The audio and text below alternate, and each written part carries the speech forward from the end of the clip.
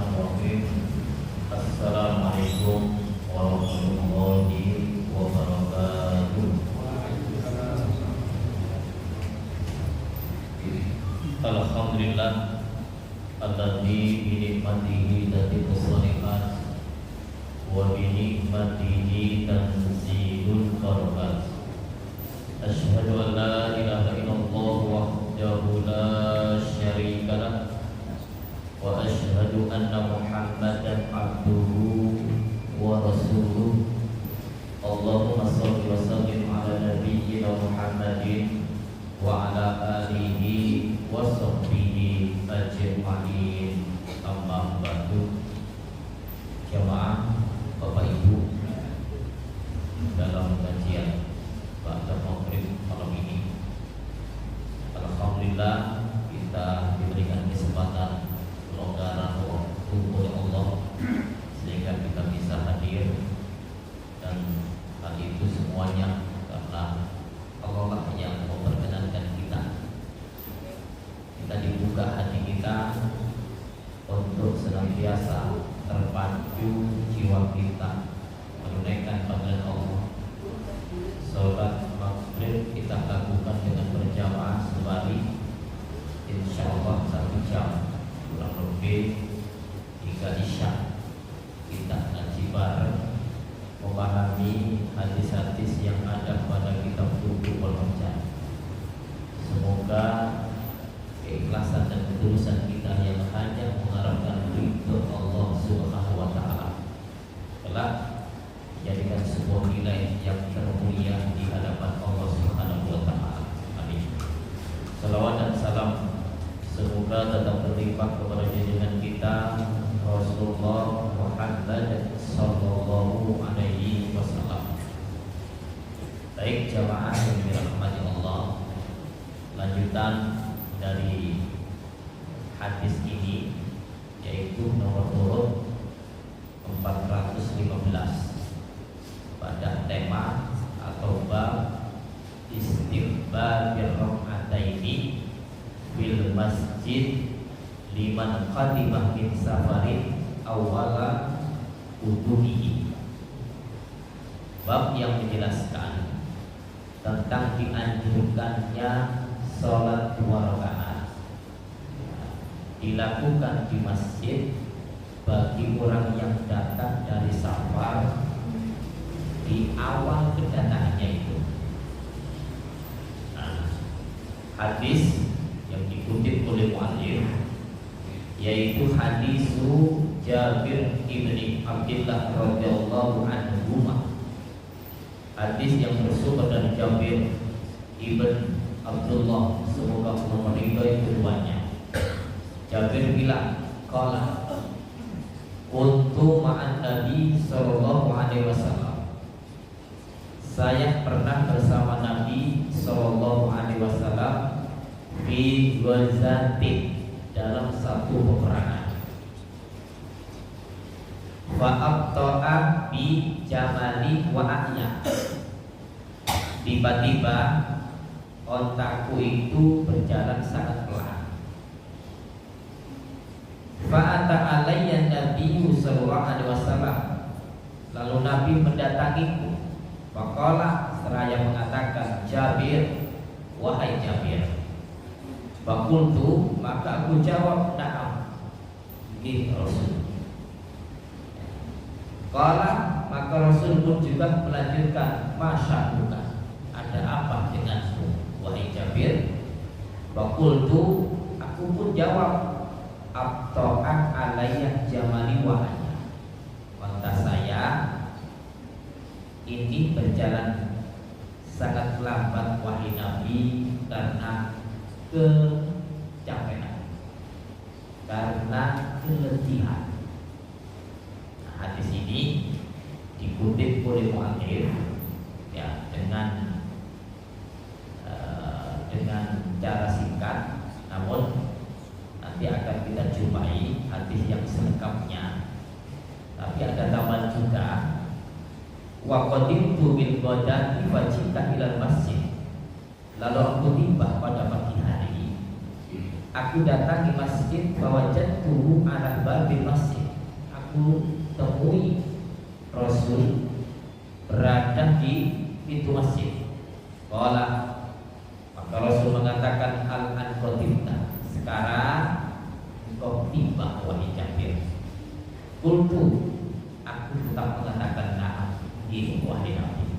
Qala, maka Nabi bilang kepada Jamalah, tinggalkan ontamu wadkhul fasallil rakatain, lalu masuklah salatlah 2 rakaat.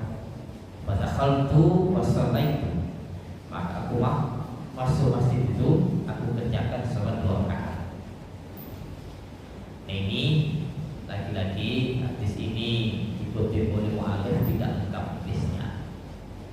Namun kami cek di hadis yang lain yang mengisahkan tentang Jabir ini, ada hadis yang cukup lengkap, namun agak panjang.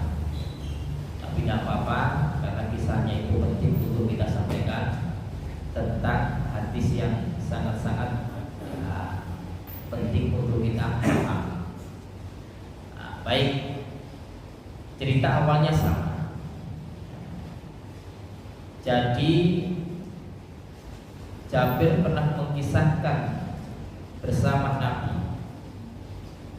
dalam satu peperangan, lalu tiba-tiba onta Jabir itu berjalan dengan lambat karena kelelahan. Lantas Nabi mendatanginya. Lantas Nabi mendatanginya.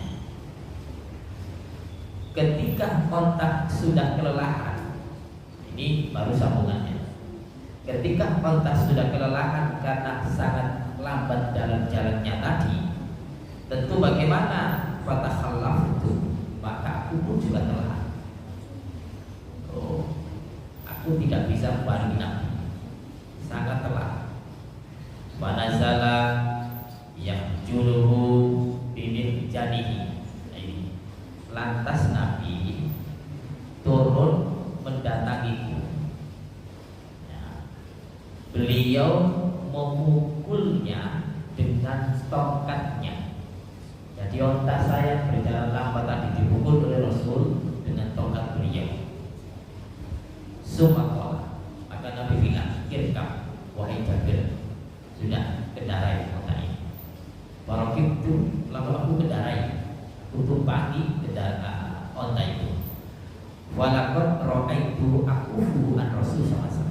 Aku lihat diriku ini mengendari onta ini kenceng gitu. Jadi habis dipukul Nabi, onta yang saya tumpangi ini itu lebih kenceng jalan. Ketika berjalan lebih kenceng, sama-sama naik onta, Nabi itu menyapa Jabir gini, tazawwajta wahai Jabir, apakah kau sudah nikah? Ini kan obrolan gitu, obrolan tambahan. Apakah kau sudah nikah? Untuk kata Jabir, na'am, sambung Nabi, kami sudah nikah. Qala, maka Nabi bilang, tanya lagi, dikron awfayima, di Jabir, yang kau nikah ini gadis, maksudnya perawat atau janda? Ini pertanyaan aku. Qultu, Jabir menjawab, bal sayyiban, tapi yang aku nikah ini seorang janda. Jabir pilih janda. Qala, maka Nabi bilang, afala jariyatan tula ibuha wa tula ibuka. Kenapa kau tidak pilih yang perawat, yang gadis, yang gadis itu akan bisa bermain denganmu dan kamu juga bermain dengannya?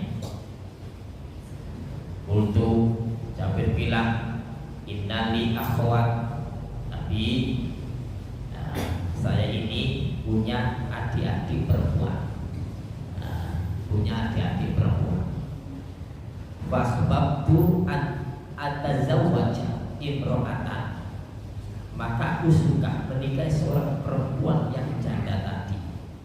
Tajma'uhunna, yang bisa mengurusi mereka, mengurusi adik-adikku yang perempuan tadi.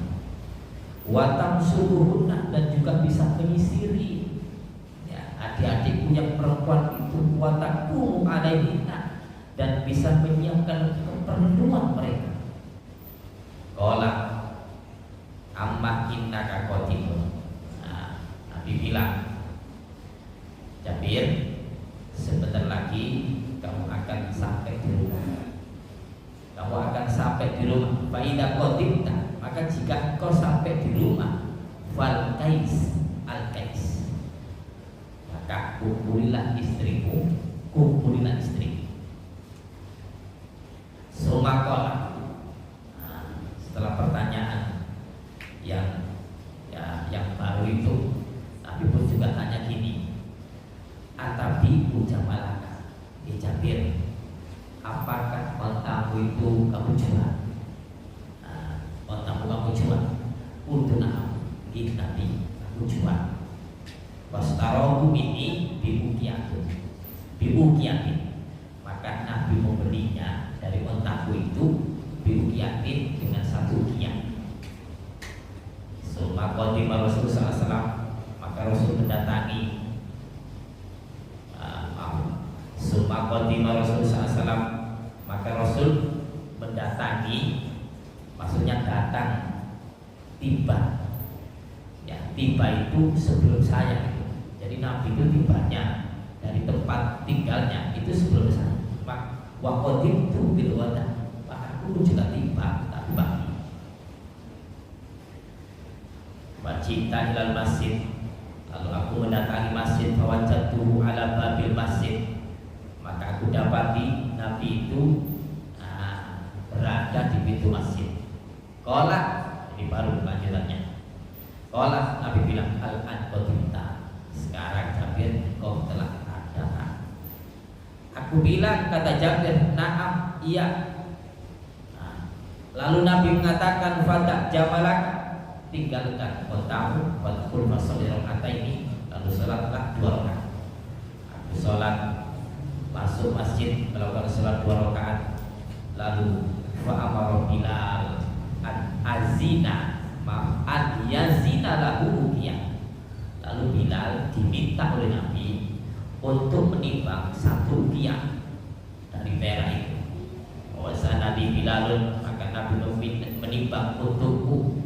Wajah fil mizan, maka Bilal lebihkan timbangannya itu lebih berat, tapi atas asisi Nabi. Setelah ditimbang lebih berat, fatolaktu, aku pergi, hatta walaitu, sehingga aku menjauh. Lalu Nabi bilang gini, tunggu nih Jabir. Bilang, tolong Jabir panggil lagi sini. Kultu al-an yarudu alaihi jam. Ternyata Rasul, otak yang sudah diberi tadi dikembalikan kepada Jabir. Otak yang sudah dikembalikan kepada Jabir. Walam yakun syai'un abghadha ilayya min. Sebetulnya saya tidak suka. Saya tidak senang otak dibeli kemudian dikembalikan. Ini maunya gitu. Jabir enggak suka ya. Suka. Lalu bilang gini, qala khudh jamalaka walaka taman. Ternyata Nabi bilang ini, Jabir, ambil otakmu dan uang yang tadi juga kamu ambil sekalian. Ini di sini bisa kita kaji, bisa kita resapi. Pertama gini, jadi Jabir bercerita tentang kebaikan beliau, tentang kebaikan beliau kepada para sahabat. Ini bukan karena dia, tapi bercerita karena memang sebuah hal kebaikan yang dilakukan oleh beliau, dan ini ditunjukkan oleh para sahabat dan sahabat mencontoh. Karena ada kebaikan yang seyogianya kita contoh. Jadi seumpama orang-orang itu datang dan pergi jauh, kemudian bercerita, maklum biasa, tapi tujuannya kan bukan untuk menyombongkan diri. Oh, saya dari Jogja, saya dari Jakarta, seminggu sekali ke sana.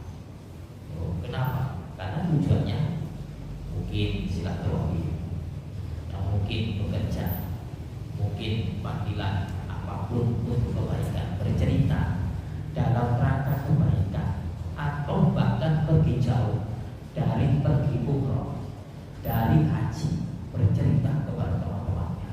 Ternyata terbuka jiwanya teman-temannya itu untuk ingin melaksanakan umroh ataupun haji, boleh. Seperti Jabir ini. Jadi ceritanya itu jihad bersama Nabi dalam sebuah peperangan. Nah kemudian bahwa Rasulullah SAW ketika melihat kondisi Jabir tenang, maka Rasul itu respon betul, memperhatikan betul tentang kondisi sahabatnya. Seorang pimpinan melihat keadaan kondisi jamaahnya, kondisi bawahnya, itu diperhatikan. Kenapa kok terang? Kenapa kok tidak jalan dengan bersama-sama? Ditanyakan oleh Rasulullah SAW. Dan kemudian apa jawabnya? Ternyata apa? Ada sesuatu. Ontanya itu memang ada masalah. Ada masalah.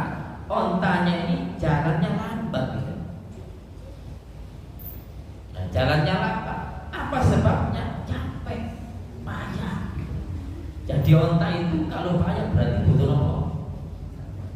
Butuh istirahat. Kita pun juga kalau capek, kemana? Tempat kita. Pergi jauh dari Jogja, berangkat lewat jalan tol, pulang lewat jalan tol, ngantuk, terus istirahatnya di mana? Terus area kan ya, kopi di situ. Nah ini, kemudian kalau langsung dipacu terus, ya inilah capek gitu. Nah makhluk Allah, onta pun juga makhluk itu. Ini butuh istirahat. Tapi Nabi, seorang pemimpin memperhatikan tentang kondisi kaumnya, tentang kondisi jamaah, itu pun respon betul. Respon betul. Apa yang dilakukan oleh Nabi? Nah, ini ada sebuah istimewa yang dimiliki oleh Nabi. Maka Nabi, beliau membawa tongkat. Ontaknya itu dipegang oleh Nabi, kemudian dipukul. Habis dipukul, itu sudah tidak lelet lagi, langsung keras dan langsung jalannya kencang. Nah seorang sahabat Jabir melihat ontak yang dipukul oleh Nabi kemudian kencang. Kesantunan seorang sahabat Nabi yang bernama Jabir itu tidak ingin mendahului Nabi, walaupun seandainya ontak itu dibiarkan maka akan mendahului Nabi.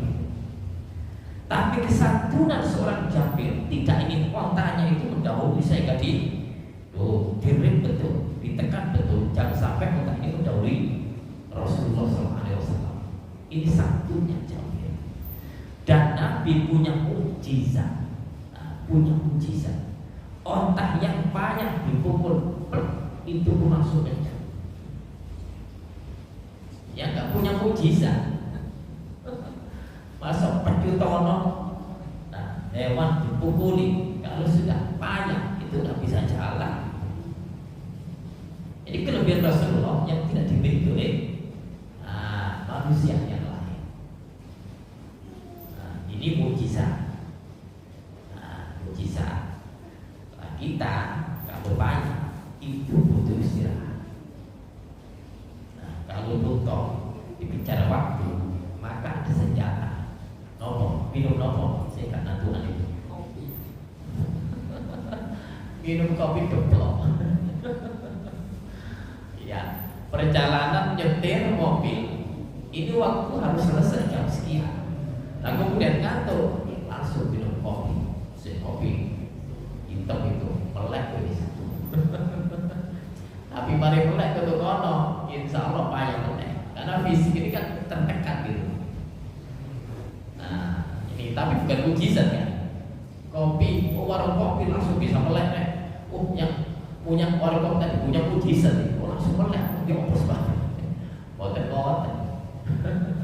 Ini karena kopi itu punya daya tarik sehingga orang ngantuk bisa biar boten. Jadi nek kopi jadi bukti nyolong ya. Kalau kadang-kadang di Solo, nah kemudian ngantuk payah. Nah ternyata kopi sudah saya siapkan itu minum. Olah-olahnya, yes, Allah yang mengatur dengan kopi tadi, ya, dengan keadaan langsung belak. Nah ini tidak terasa bisa. Akhirnya salah. Tapi mari mono itu doa makfirah. Nah ini, nah kembali. Rasulullah punya mujizat. Seorang nabi punya mujizat seorang nabi dan rasul. Ini buktinya apa? Onta yang dalam keadaan lemah payah karena capeknya tadi dipukul langsung bisa gerak cepat. Ditumpangi oleh Jibril, jalannya lebih kecil. Tapi apa Jibril? Apakah ingin nyalip gara-gara ontanya lebih kecil tadi? Tidak, tapi santunan seorang sahabat kepada pemimpin itu luar biasa. Ini yang jarang dimiliki. Nah, oleh orang-orang sekarang, ya, sebuah kelompok, ya mungkin, ya kita akan pergi kemana? Lalu bawa mobil yang baru diservis, sepeda motor yang baru diservis, itu malah batal-batalan, malah salib-saliban. Gak mikir ibu guru nih, gak mikir ibu kiai ini, disalib aja. Tapi ini nanti salah sahabat tidak. Jadi sungguh Nabi yang berubah mujizat itu masya Allah lebih kencang itu. Saatnya dilepas tadi, ontanya itu nyalip Nabi, tapi Jabir tidak mau itu. Jadi ontanya ditekan jangan sampai menyalip Rasulullah SAW. Itulah satunya seorang santri. Nah, seorang santri anak buah dari seorang Nabi, santunya luar biasa terhadap Rasulullah Shallallahu Alaihi Wasallam. Nah, ini yang kita pahami dari poin beberapa poin ini. Nah, kemudian ini Nabi itu tanya beberapa hal. Ya, di antaranya yang ditanyakan oleh Nabi di Jabir. Dengan punika apa? Nah, kemudian punika apa? Derek. Jabir sabtu Nabi. Ternyata Jabir itu bapak ibu. Ingkang rem itu bukan sing perawan, tapi sing canda. Maunya Nabi nikahilah perempuan yang perawan. Kemudian perbanyaklah. Tapi karena ada sebab, Jabir punya alasan, Nabi, aku nikahi seorang perempuan yang janda. Itu sebab aku ini punya adik-adik perempuan. Seandainya aku nikah seorang gadis, ketemu dengan adik-adik saya, mereka betul bisa bermain. Tapi bagaimana penataan adik-adik saya? Tidak guyon dan apa? Nah, ternyata apa? Kalau perempuan janda itu bisa menata rumah tangga. Jadi ngomong adik-adik ini itu yang dimaukan Jabir. Sehingga apa? Seorang lelaki yang masih dijaga itu boleh menikahi perempuan yang sing janda. Tapi paling tidak punya alasan. Punya alasan. Nah, maunya Nabi kan istiqomah sing perawan. Tapi wonten alasan, ya punya nopo. Buktinya Nabi membiarkan. Nah, sebab ada jamaah ini yang ingin menikahi seorang janda. Apa alasannya? Ini gara-gara saya ini kasihan dengan anaknya. Saya kasihan dengan anaknya yatim. Aku nikahi ibunya. Gara-gara yatim ini tak tenanan apa orang. Kalau yatim apa kowe. Jare bareng takoni ya karo-karone. Boten napa-napa. Ya, menika seorang janda ningali dibanding kalau. Nah, ini terjadi banyak ya para lelaki menikahi janda ada sesuatu yang dikira. Nah, Jabir pun ada sesuatu yang dikira, yaitu apa? Akan adik-adiknya yang perempuan itu ada yang ngomong ono sing ramun sing nyureni ya wonten dipun sebutaken kali Jabir kalau akan bisa menyisiri adik-adikku. Berarti nek wis disisiri dirambut kira-kira adik Jabir kalau kali nomor sithik.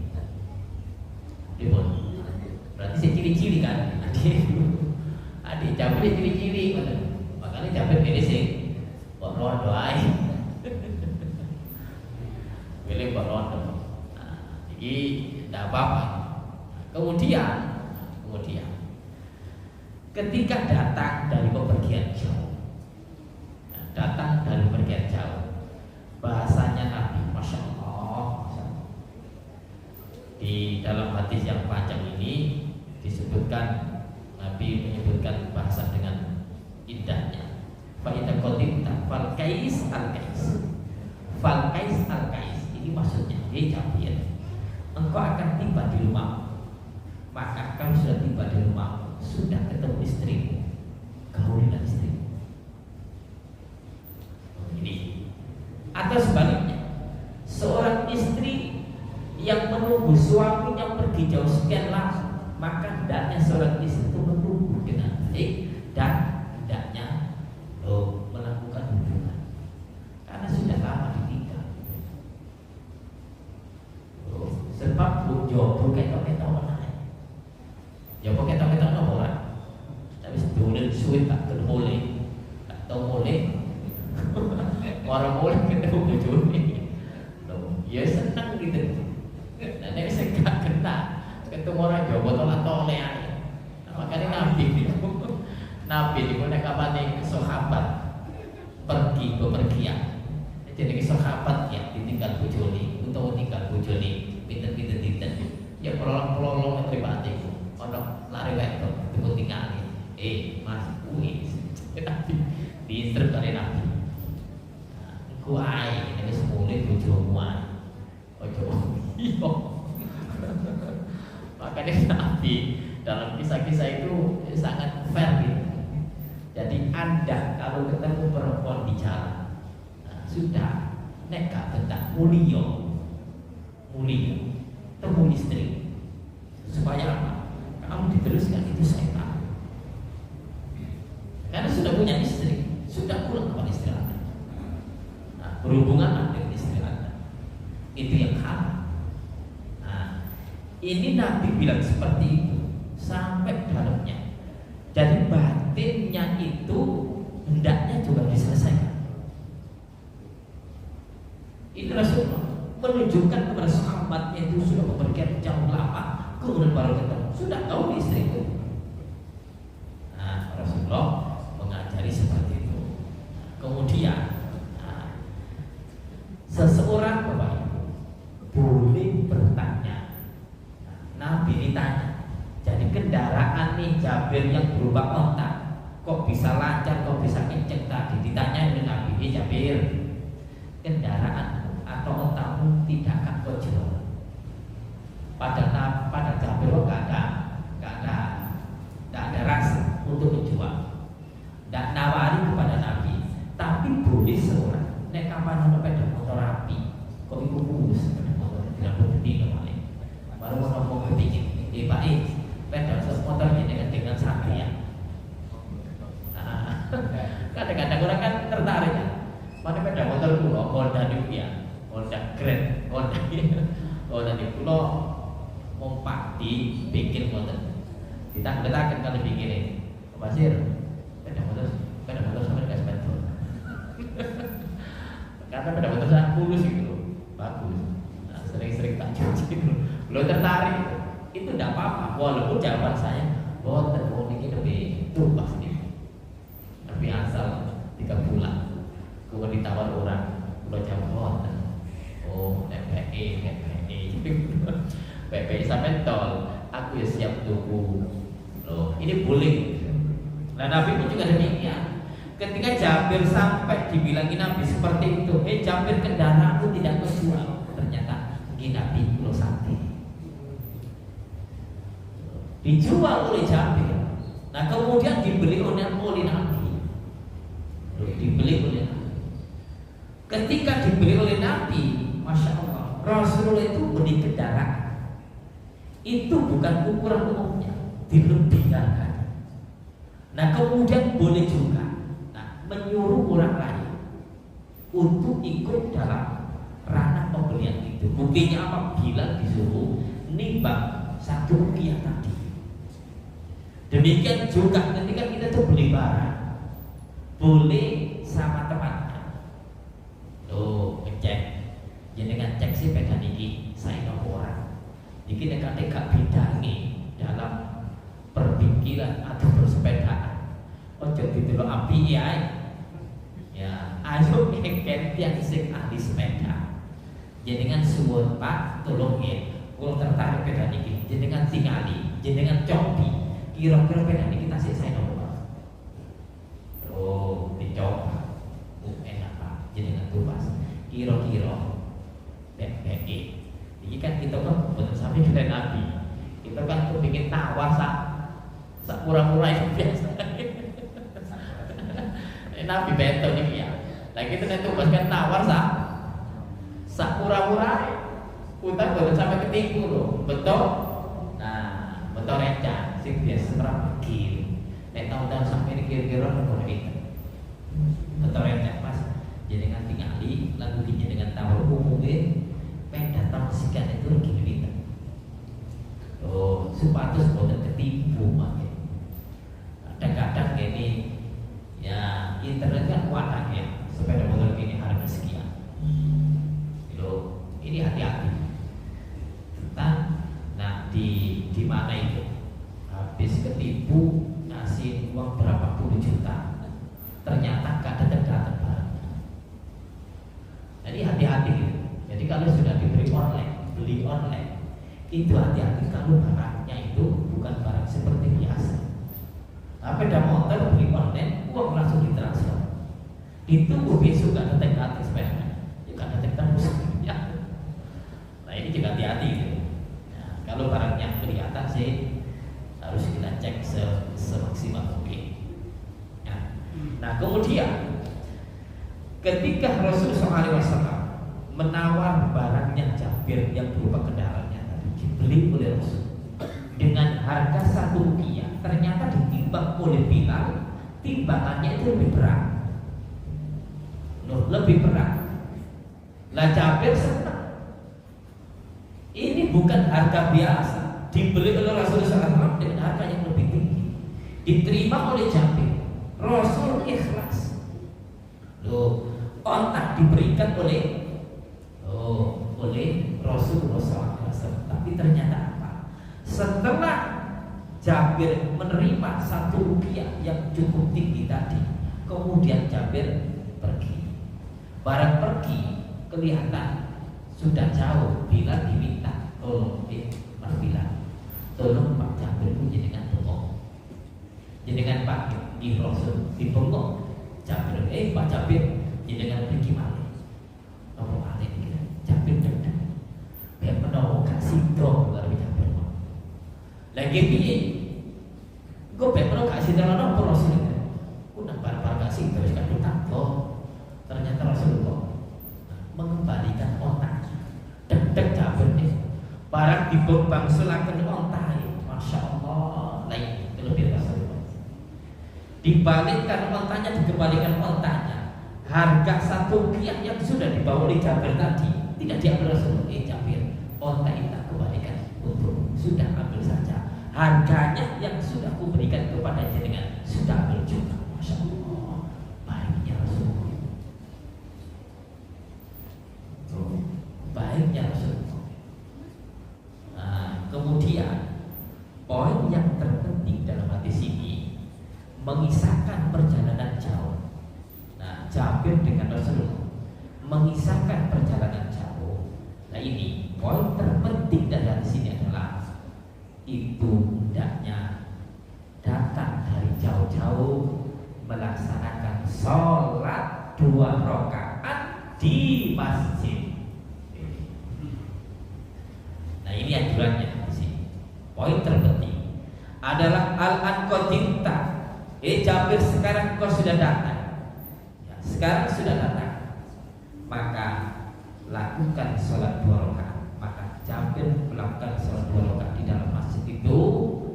Nah inilah anjuran sunnah, masuk kategori sholat-sholat sunnah. Di antaranya datang dari bepergian jauh, tidak langsung pulang ke rumah, tapi mampir ke masjid atau musola. Nah, boleh di masjid atau musola melaksanakan sholat 2 rakaat sebelum pulang ke rumah. Ini sholatnya 2 rakaat. Sholat sunnah apa ini berarti? Dalam sholat sunnah apa ini? Sholat sunnah safa. Sholat sunnah safa. Jadi sebanyak 2 rakaat. Datang pagi-pagi Jabir, kemudian ternyata Rasulullah itu Masya Allah sudah berada di pinggir pintu masjid. Masya Allah, Rasul sudah berada di pintu masjid. Kemudian dipanggil oleh Rasul, Jabir, ternyata kau sudah datang dari sini. Sudah tinggalkan otakmu, masuklah ke masjid ini, lakukan salat fasholli raka'ataini, lakukan salat 2 rakaat. Pada qultu, maka aku masuk masjid itu, fasholaitu, maka aku lakukan salat sebanyak 2 rakaat. Ini terpenting dari hadis ini. Sunnah hukumnya 2 rakaat, tidak 4, tidak lebih, cuma 2 rakaat. Niki hukumnya sunnah dari bepergian. Saat ini bepergian dari mana? Dari umroh, dari haji, dari Jakarta, dari Jogja, boleh untuk nonton sholat ini. Dari safar, maksudnya adalah sholat sunnah safar. Ini hadisnya sahih. Dan hadis ini diriwayatkan oleh Imam Bukhari. Nah, dikutip oleh mu'allif dalam kitab Tubuh Marjan ini, mengutip dari kitab Sahih Bukhari, kemudian beliau masukkan. Makanya judul tema dari bab ini adalah bab istighbar rakaatain. Bab dianjurkan sholat 2 rakaat di masjid. Di masjid liman qatima min safarin awal ini, bagi orang yang datang dari safar awal kedatangannya. Awal kedatangan dilakukan di mana? Di masjid atau di musola. Kalau di Surabaya juga boleh. Boleh sama. Ini enaknya masjid-masjid daerah kita ini, itu kan kapan pun buka kan ya. Masjid ini izin buka kan ya, jam 8 buka terus kan ya, udah dikunci. Enaknya kita gitu kan. Nek masjid di Arab, masjid di Medina, di kurang terotok ini benar. Ini masjidnya boleh dibuka, boleh dibuka. Nah untuk di Masjid Nabawi. Nah terus berikut ternyata dibukanya itu waktu sholat 5 waktu. Kalau kita sering baca di Sabtu itu kan kami tiba di Jeddah itu, ya mampir di Jeddah 1 hari. Nah kemudian sholat subuh di masjid enak, senang sholat di masjid daerah dalam di kota Jeddah itu. Nah kemudian pingin sholat di masjid lagi waktu itu. Nah kemudian ditutup, dikunci, nggak buka potensi. Nah kemudian saya pergi masjid yang lebih besar lagi. Di sampingnya ada orang, di sebelah mobil. Saya tanya, Ustaz, Syekh, ini ada latuf ada masjid. Kenapa tidak dibuka masjidnya? Lah, al-waktu likuli masjid ila hadil Madinah, dibukanya masjid-masjid yang ada di kota itu, yang ada di daerah ini, itu adalah liwakti sholat, hanya khusus waktu sholat saja. Jadi ini gak waktu sholat jadi buka. Karena dulu kali nyari-nyari bu, mlebu masjid jam 10, sholat bukan itu, boleh dibuka. Lah maksud kami kalau menerapkan hadis ini, lah pripun sholat? Sebab masjid di sana itu rata-rata boten MPR langsung tolong, jadi mudah-mudahan ya langsung masuk. Rata-rata di masjid kan gitu. Ya masjid kita itu kan boten MPR kan ya. Nah tidak di dalam di luar. Nah itu. Nah begitu. Apa sebabnya Allah? Wong kasih kula tingali kaleng iki boten ditinggal. Nek kene mriki di kok kan ana sebabe kan. Ya, kalenge. Tuh. Nah, di Indonesia itu kan banyak sekarang semarak masjid 24 jam menerima ya musafir dari manapun, silakan singgah di sini. Ini Arab benar-benar masjid jenenge. Tapi nek dibuka waktu sholat dong. Nah, ini lah untuk menerapkan hadis ini namanya ketika daerah sana yo piye gitu. Ribut. Nah, ini untuk penerapan hadis ini sholat sunnah. Nah, sholat sunnah sebanyak 2 rakaat ketika telah tiba dari bepergian atau disebut dengan safar. Safar. Itu nggak harus di masjid ya, kalau di tempat kerja gitu misalnya. Di tempat kerja ada musolanya ya. Boten.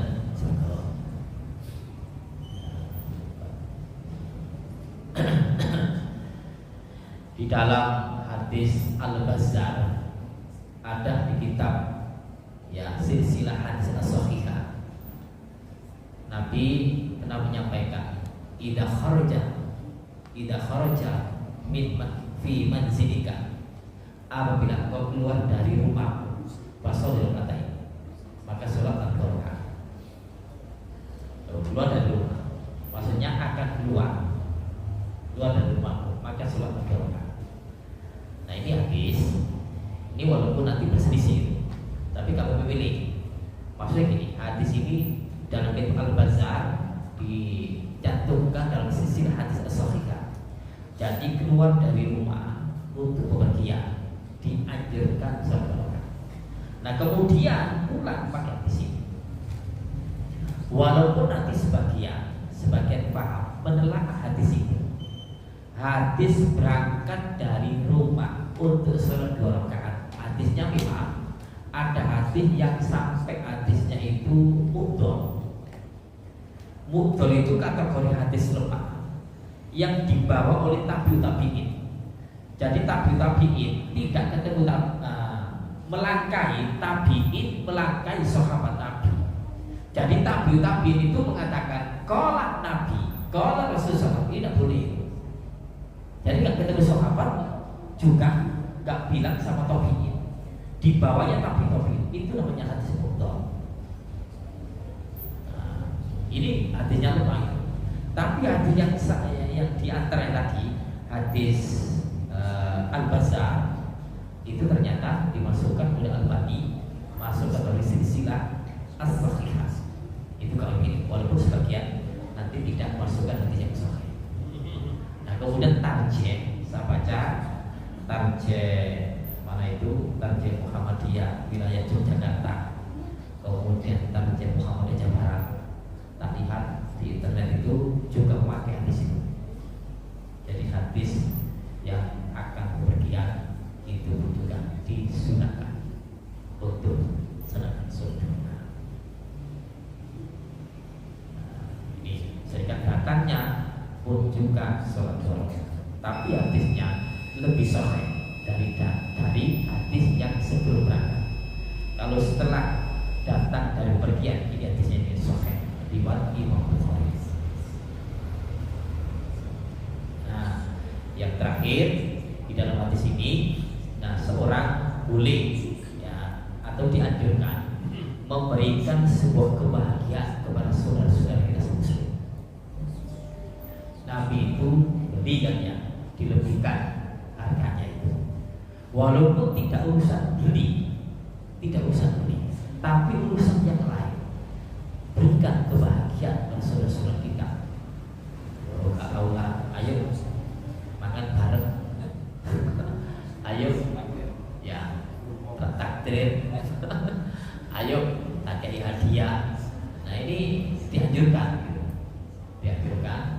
untuk saudara-saudara kita sesama muslim. Nabi pun juga berbuat demikian. Tapi saya gak enak. Ayo makan bareng. Tata mari makan BBD. Wonten apa ora sing ngeten iki? Oh no. Rencang dijak kocok, dijak pangan sego bebek ya. Tata mari makan dikon bayar BBD. Tipat-tipat dene ki nang ngene. Ojo hati-hati, ojo arek iki. Gue sampai dijak pangan kon gak dhewe. Ika api. Tapi ayo berilah kebahagiaan. Nek jenenge traktir, yo bae dia dibayar kan.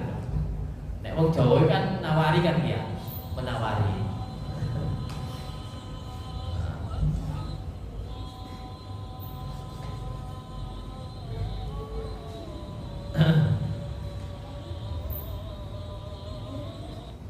Nah, kebiasaan orang Jawa itu kan sering nawari kan ya. Pak monggo Pak. Nah, monggo. Kira-kira nggih siap napa ora? Ini mangan bakso ya, pinggir rembong. Ono kancane liwat. Mas monggo Mas. Niki tahu napa tuh masakan? Basa-basi. Ya nek nawari kudu siap ngoten lho. Nek nawari kudu siap. Ya, kadang-kadang ngabang-ngabang lambe. Tapi kan wis sapi kan. Santune wong Jawa ngoten. Tapi nek luar Jawa, nek jenenge nawari, ya niku kok ono. Nah, kita kan banyak basa-basinya. Nah ini, Nabi kan membanggakan kan kepada teman-teman kita. Mosok walaupun aku gak gelem tawarono. Kan gitu kan biasanya. Mosok gak bisa korek sampai tuh bakso dalam terong aku nanti kirim hati tawarin. Padahal aku lho alergi tuh bakso. Masuk tong. Nah ini tradisi Jawa. Nah baik jamaah yang dimuliakan Allah SWT, dari hadis tadi yang banyak hal yang kita dapati dari sarah hadis ini. Tapi yang terpenting adalah poin sebagaimana tema, yaitu dianjurkan saudara setelah datang dari safar. Demikian kajian yang bisa sampaikan pada malam ini, mudah-mudahan bermanfaat.